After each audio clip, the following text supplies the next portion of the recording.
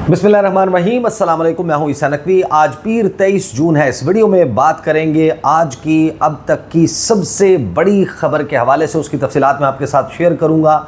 ये एक मुअम्मा था, ये सवाल मौजूद था कि आखिरकार अमेरिका के ईरान पर हमले के बाद ईरान का जवाब क्या होगा। ईरान कौन से अमरीकी मफाद को नुकसान पहुंचा सकता है, कहां पर किसी अमरीकी इंस्टॉलेशन पर या अमरीकी अड्डे पर हमला कर सकता है। तो पहला हमला अब से कुछ ही देर पहले हो चुका है, इसकी अभी तफसीलात आ रही हैं। ये हमला कहाँ किया गया है और अब इससे जंग का दायरा कितना फैल सकता है, अमेरिका का मुमकिन रद्द-ए-अमल क्या होगा और इस वक्त मिडल ईस्ट में अहम तरीन जो डेवलपमेंट्स चल रही हैं उसका मुकम्मल खाका मैं आपके सामने रखूँगा। और साथ ही पाकिस्तान ने पोजीशन ले ली है। ईरान और अमेरिका के दरमियान जो कुछ चल रहा है, जो कुछ इसराइल और ईरान के दरमियान है, इस पर पाकिस्तान ने पोजीशन ली है और बहुत ही स्ट्रॉन्ग पोजीशन ली है। अब आइंदा मंजरनामा क्या होगा। जिस वक्त मैं ये गुफ्तगू कर रहा हूँ उस वक्त हैरानकुन तौर पर जो फ्रांस है, फ्रांस के सदर की जानिब से और फ्रांस की हुकूमत की जानिब से अपने शहरियों को जो इसराइल में मौजूद है, और ये पहली मरतबा है कि ये कहा गया है कि आप फौरी तौर पर इसराइल को छोड़ दें, इसराइल से वापस आ जाएं। और 2.5 लाख के करीब फ्रांसीसी बाशिंदे जो हैं वो इसराइल में मुख्तलिफ मकासद से जॉब्स के लिए, काम के लिए वहाँ पर रहते हैं, वहाँ पर रिहाइश पजीर हैं। और इतना बड़ा ऑपरेशन, इसका मतलब ये है कि अगर वहाँ से लोगों को निकाला जा रहा है तो अगर इस कॉन्फ्लिक्ट ने ख़त्म हो जाना था, अगर इस कॉन्फ्लिक्ट का फोर्सिबल फ्यूचर में एंड नज़र आ रहा होता तो फिर इस किस्म का फ़ैसला फ़्रांस की तरफ से ना किया जाता। और हैरानकुन तौर पर जाहिर है कि फ़्रांस इस सारे मामले में ज़्यादा वेल इन्फॉर्म्ड है कि ईरान का क्या मंसूबा है। इस वक्त इसराइल के ऊपर जो बमबारी जारी है, जो मिज़ाइल हमले जारी हैं, उसके हवाले से और ईरान की प्रिपेयर्डनेस कितनी है उसके हवाले से भी फ़्रांस बखूबी आगाह है। और ये फ़ैसला हुआ है जब इमानुएल मैक्रोन और ईरान के सदर मसूद पज़ेश्कियान के दरमियान टेलीफोनिक कन्वर्सेशन हुई। और उससे पहले ईरानी वज़ीर ख़ारजा ने जो यूरोपियन काउंटर पार्ट्स के साथ मुलाकातें की हैं उसमें बड़ा क्लियर मैसेज लगता यही है अब इस डेवलपमेंट से कि ईरान की तरफ से कन्वे किया गया है अपने यूरोपीय हम मनसबों के थ्रू उनकी गवर्नमेंट्स को, और जो सुदूर के दरमियान राब्ता हुआ है फ़्रांस और ईरान के, तो इसका मतलब ये है कि उसके फ़ौरन बाद ये फ़ैसला करना फ़्रांस का कि अपने तमाम शहरियों को फ़िलफ़ौर इसराइल से वापस आने का जो है वो हिदायतनामा जारी कर दे। तो दैट टेल्स के अभी जंग के गहरे बादल जो हैं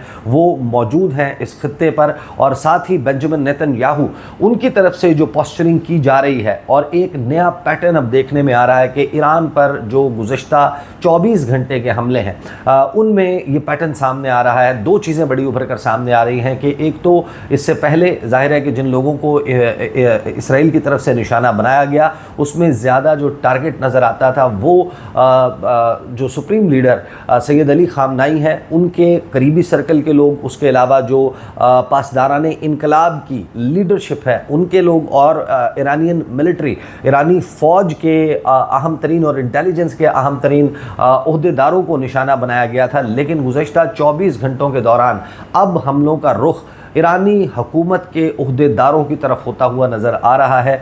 और लगता ये है कि इसराइल जो है वो अब ये मंसूबा बना रहा है कि किसी तरीके से अब ईरानियन गवर्नमेंट को जो है वो वीक किया जाए और एक वाज़े तौर पर रजीम चेंज का मंसूबा इन प्लेस नज़र आता है। और दूसरी तरफ इसी पैटर्न के साथ ही दो बड़ी वार्निंग्स जो हैं वो एक्सचेंज हुई हैं। एक तो इसराइल ने तेहरान समेत ईरान में मौजूद जो शहरी हैं उनके लिए एक वार्निंग जारी की है कि जितने भी लोग हैं वो मिलिट्री बेसिस, तनसीबात, मिज़ाइल बनाने वाली फैक्ट्रीज़ या फिर असलहा साज फैक्ट्रीज से जिस कदर मुमकिन हो दूर हो जाएं। इसका मतलब यह है कि इसराइल की जो कैंपेन है, रेड है, वो भी जारी रहेगी। और जवाब में जिस किस्म के हथियार अब ईरान ने निकाले हैं वो हथियार इससे पहले इस जंग में, इस कॉन्फ्लिक्ट में इस्तेमाल नहीं हुए। 12वें दिन जो है वो जो डेवलपमेंट्स होती हुई नज़र आ रही हैं वो मैं आपके सामने वन बाय वन रख देता हूँ। और ख़ास तौर पर जो तफसीलात सामने आई हैं, अमेरिका का जो ऑपरेशन मिडनाइट हैमर था उसकी तफसीलात अब एक नए पैटर्न की तरफ इशारा कर रही हैं कि अमेरिका का इस तमाम वक्त के दौरान क्या मंसूबा था और किस तरीके से वो रीजनल एसेट्स अपने सेफगार्ड करने की कोशिश कर रहा था। अच्छा, जो ये सवाल मौजूद था बहुत सारे लोगों के जहनों में और इंटरनेशनल मीडिया में इस पर स्पेकुलेशन चल रही थी, इंटेलिजेंस कम्युनिटी इसके ऊपर रिपोर्ट्स दे रही थी और उसमें बात ये चल रही थी कि आखिर अब ईरान ने जब ये कहा है कि हम रिटेलिएट करेंगे, हम जवाब देंगे और अमरीकी जो मफादात हैं उनको जद पहुँचाई जाएगी इस रीजन में, तो क्या होगा ईरान का टारगेट जब इस रीजन में या ईरान की प्रॉक्सिमिटी में अमरीकी अड्डों की या अमरीकी प्रेजेंस की बात की जाती है। तो तुर्की में 2 बेसेस ऐसी हैं जो मुकम्मल तौर पर अमेरिका के कंट्रोल में है। उसके अलावा किब्रिस में, साइप्रस में उनकी जो है वो बेस मौजूद है। इसराइल में एक बेस है जिसमें उनकी प्रेजेंस मौजूद है। सऊदी अरब में 2 बेसेस ऐसी हैं, फौजी अड्डे ऐसे हैं कि जहां पर अमरीकी अफवाज की प्रेजेंस मौजूद है।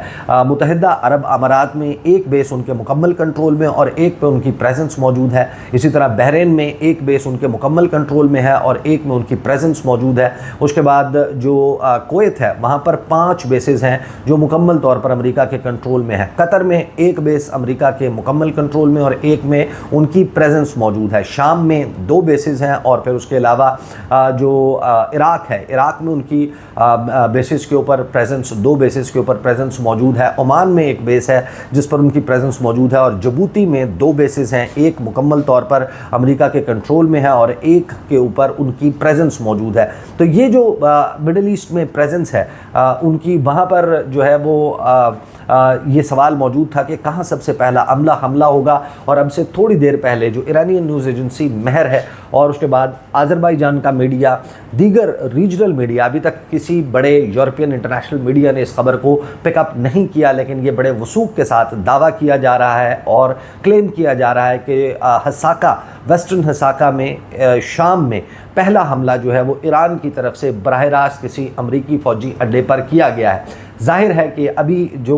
सिचुएशन है इसमें गुज़िश्ता 10 दिनों के दौरान ये सब ने नोट किया कि अमेरिका ने अपनी प्रेजेंस जो है वो ड्रॉप डाउन की है, कम की है। यहाँ पर जितने रीजन में उनके फ़ौजी अड्डों पर प्रेजेंस मौजूद थी, कतर में उनके बमबार तैयारे मौजूद थे, उनको वहाँ से निकाला गया है, किसी और बेस पर दूर जो है वो मुंतकिल किया गया है और इस वजह से शायद अभी उतना डैमेज ना हुआ हो। लेकिन अभी इसकी तफसीलात सामने आ रही हैं कि ईरान ने एग्जैक्टली जो टारगेट किया है यूएस मिलिट्री बेस को वेस्टर्न हसाका में, वहाँ पर कितना डैमेज हुआ है, क्या नुकसान हुआ है, अमेरिका उसके ऊपर क्या रद्द-ए-अमल देगा। और इसी सारे मामले में जब हमारे सामने वो तफसीलात, ऑपरेशनल तफसीलात सामने आती हैं, अमेरिका की तरफ से शेयर की जाती हैं कि किस तरीके से ये operation midnight hammer carry out किया गया, तो उसमें आपको एक पैटर्न नज़र आता है कि B-2 बमबार तैयारे मिसूरी एयर बेस से उड़ते हैं, दीगर अमेरिकी एयर बेसेस से उड़ते हैं और फिर उनको जो है वो डिकॉय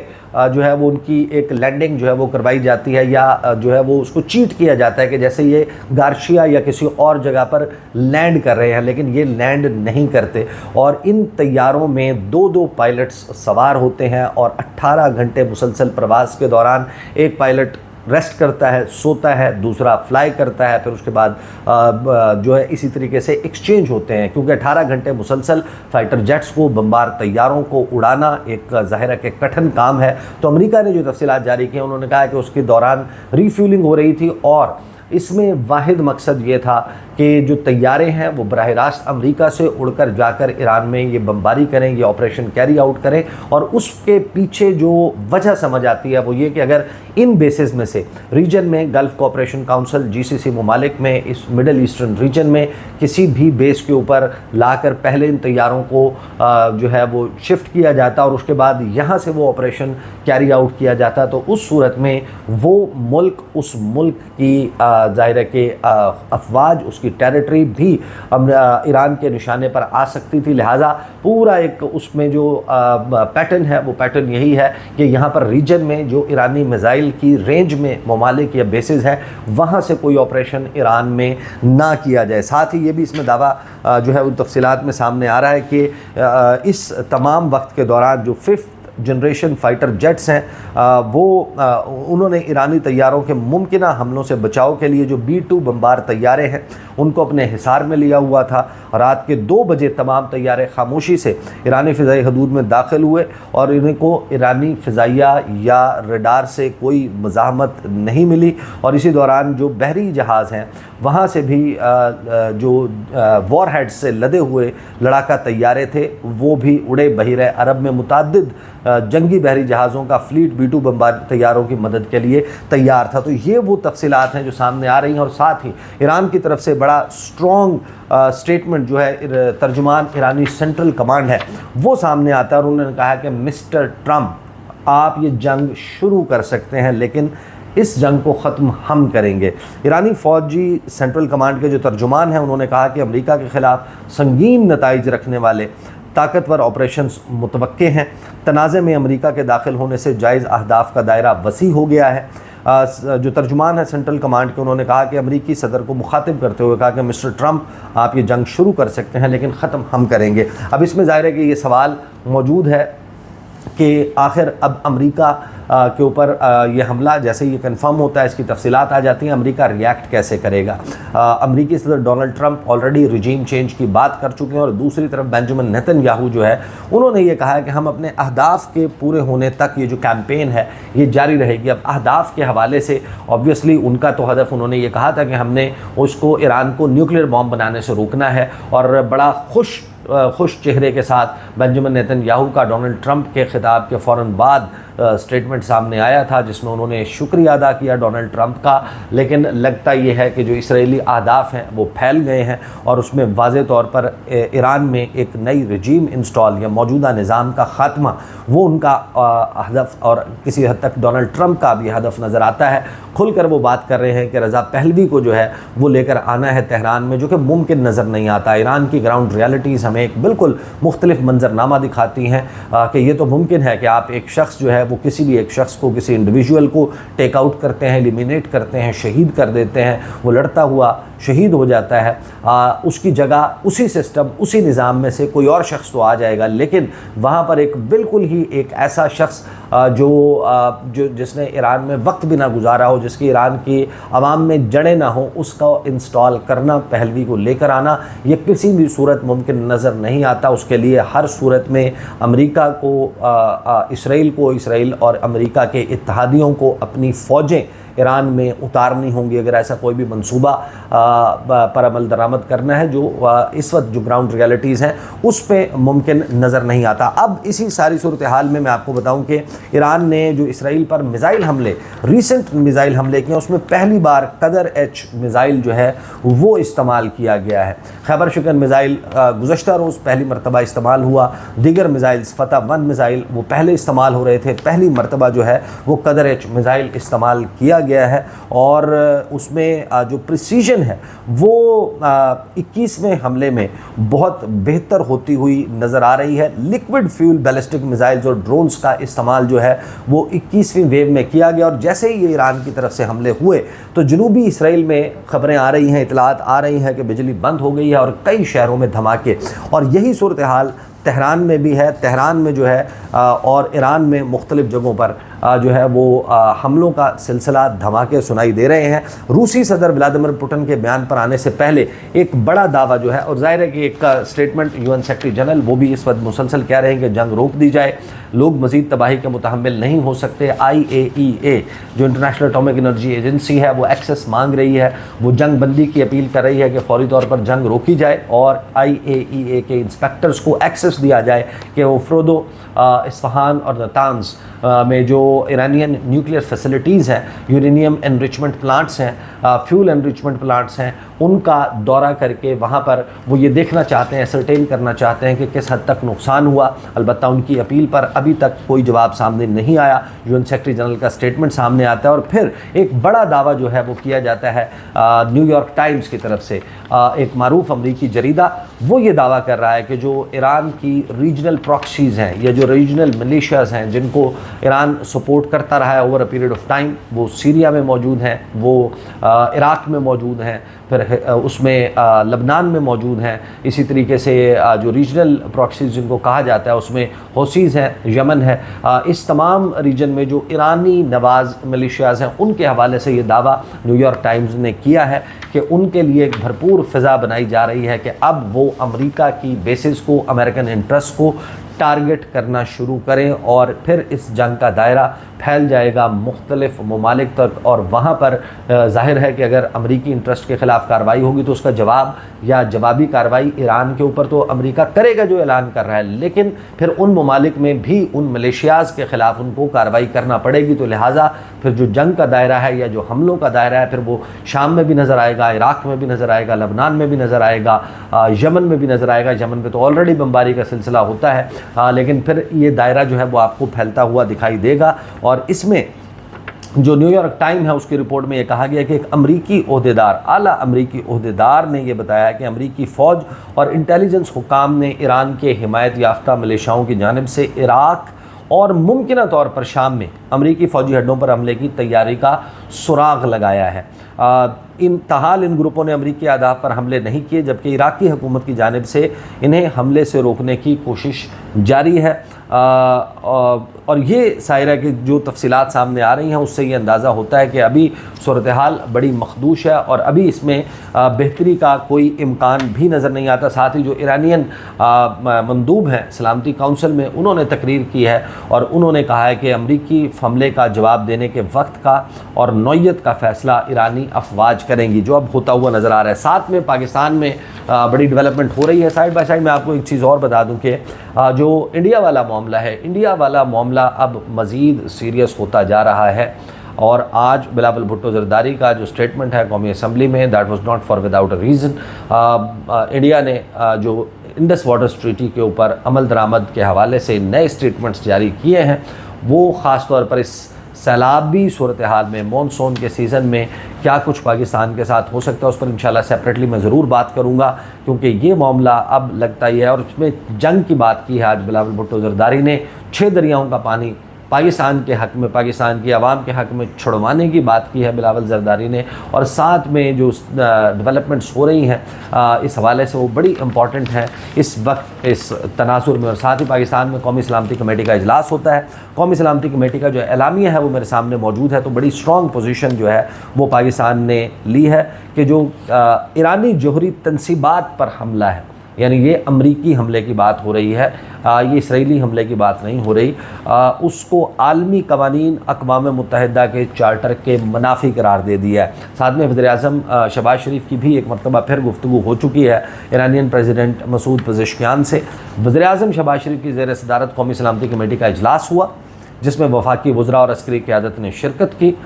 ज़राए के मुताबिक इजलास में अमरीका के ईरान पर हमले से पैदाशुदा सूरत हाल पर गौर किया गया और इसराइल ईरान जंग के ख़ित्ते पर पड़ने वाले असरात का भी जायज़ा लिया गया।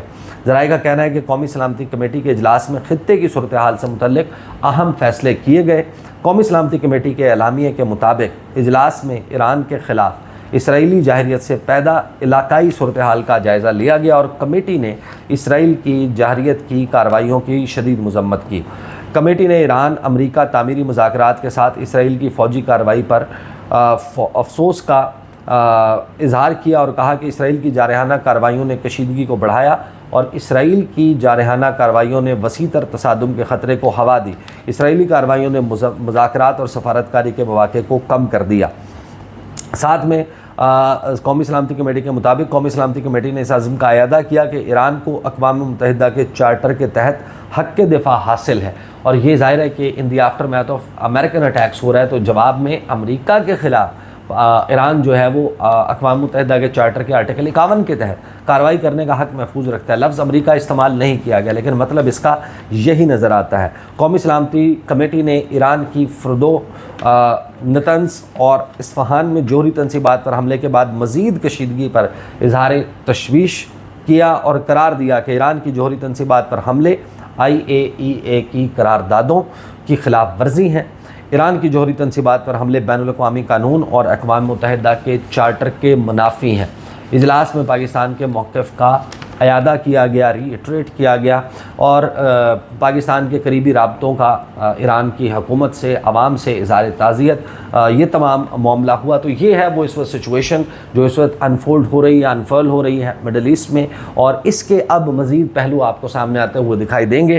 ख़ास तौर पर जो स्ट्रेट ऑफ हॉर्मुज़ का मामला है, उसके अलावा मैं ऑलरेडी कह चुका कि जो इस हवाले से कि अमेरिका का अहदाफ कितना हासिल हुए कितने नहीं, उसके हवाले से भी मैं रिपोर्ट आपके सामने रखूँगा। और गुज़श्ता 48 घंटों के दौरान एक बड़ा बदलाव ईरानी हमलों में और ईरानी हमलों की प्रिसीजन में आता हुआ नज़र आ रहा है, उस पर इंशाल्लाह अगली वीडियोज़ में बात करेंगे। अब तक के लिए इतना ही, इजाज़त दीजिए, अल्लाह हाफ़िज़।